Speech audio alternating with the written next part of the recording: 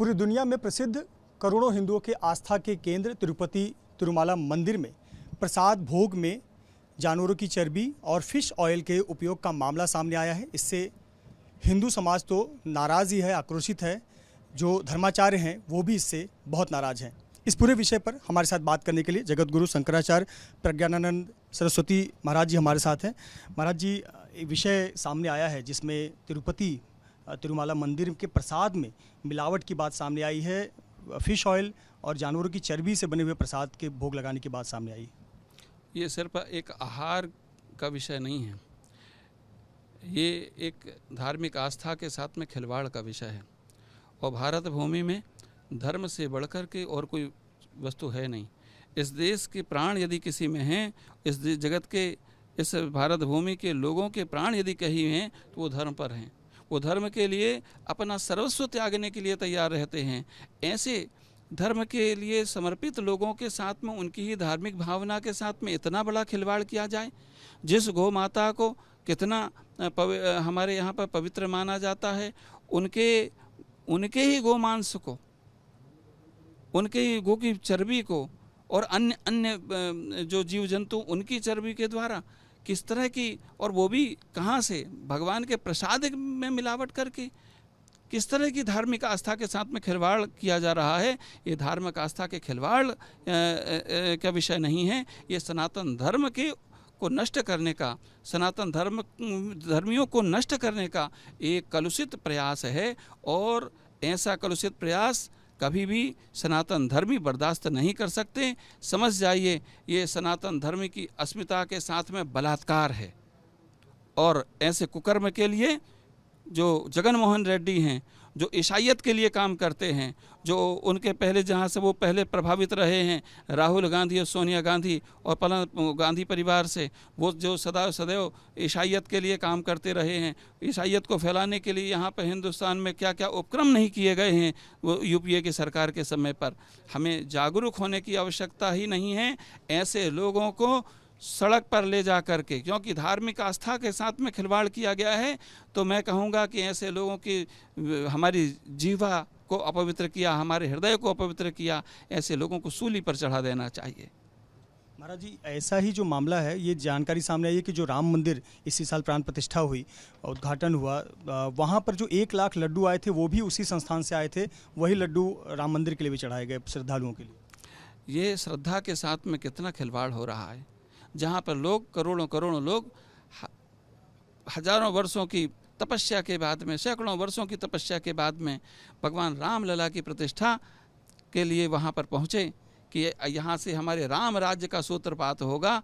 एक ऐसी भावना के साथ में वो लोग पहुँचे। और वहाँ पर क्या राम राज्य का सूत्रपात इस तरह से हो पाएगा जहाँ पर गोमांस की चर्बी खाने से क्या हमारी बुद्धि पवित्र रह पाएगी, हमारे भाव विचार पवित्र रह पाएंगे? और जब हमारे भाव विचार, हमारी क्रिया जब अपवित्र हो जाएगी तो क्या हम सैद्धांतिक रूप से क्या सनातन धर्मी रह जाएंगे? तो हमारे सनातन धर्मियों को नष्ट करने के लिए, उनकी भावना को नष्ट करने के लिए जो कुकर्म किया गया है, इससे ये बात तो सिद्ध हो जाती है कि अब निर्णय लेने का समय आ गया है। अब सनातन धर्मियों को अपने घर बार छोड़ करके और मंदिरों को राजनीति से मुक्त करने के लिए, ये मंदिरों को सरकारी तंत्र से मुक्त करने के लिए बाहर निकल करके आ जाना चाहिए।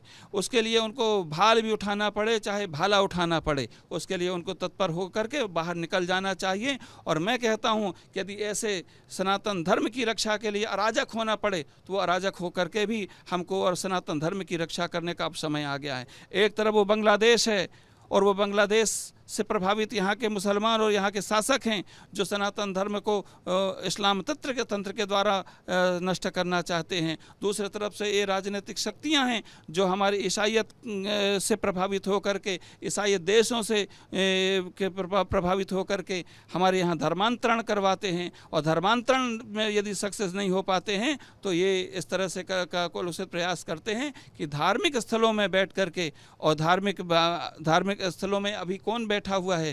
तिरुमाला मंदिर में अध्यक्ष किसको बनाया गया?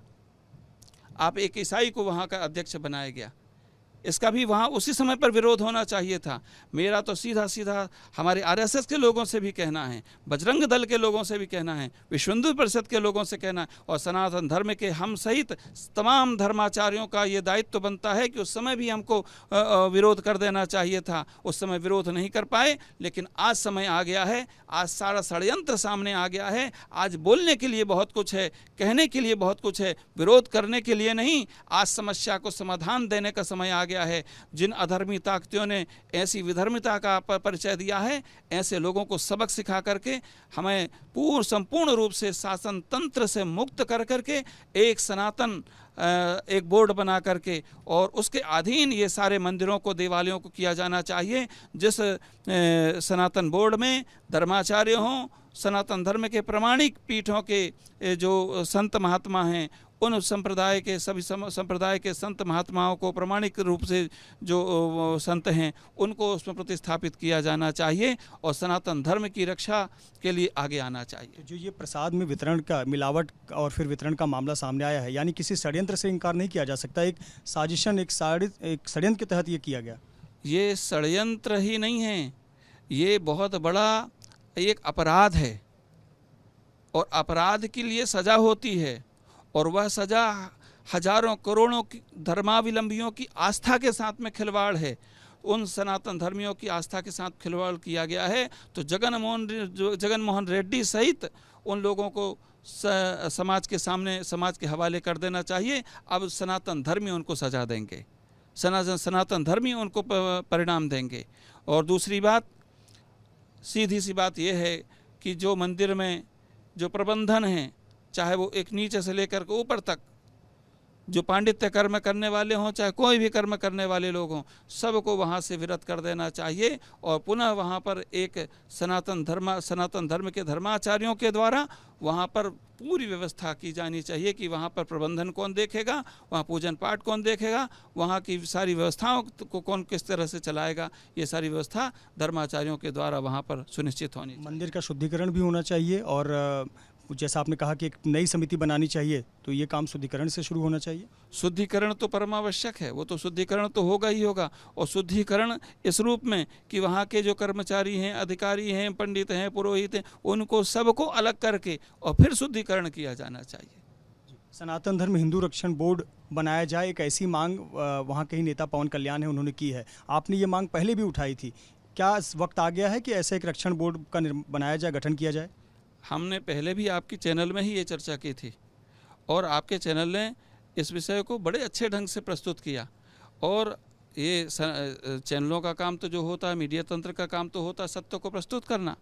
आप लोगों ने सत्य को प्रस्तुत किया और धार्मिक भावना को ध्यान में रख कर के प्रस्तुत किया, तो आपको मैं बहुत साधुवाद देता हूं। और निश्चित रूप से सनातन धर्म की रक्षा के लिए सनातन धर्म रक्षा बोर्ड होना ही होना चाहिए। वही संपूर्ण भारतवर्ष के जितने भी मंदिर हैं, देवालय हैं, धर्मपीठ हैं, उनको व्यवस्थित रूप से कैसे संचालित किया जाए, इसके लिए वो कार्य करें। एक मेरा अंतिम सवाल ये है कि मंदिरों में प्रसाद वितरण होता है, भोजन, एक भोग भी लगाया जाता है, भोजन भी गरीबों को परोसा जाता है, श्रद्धालुओं को दिया जाता है, क्या इन सब के लिए गाइडलाइन तय होनी चाहिए, एक दिशा निर्देश तय होनी चाहिए?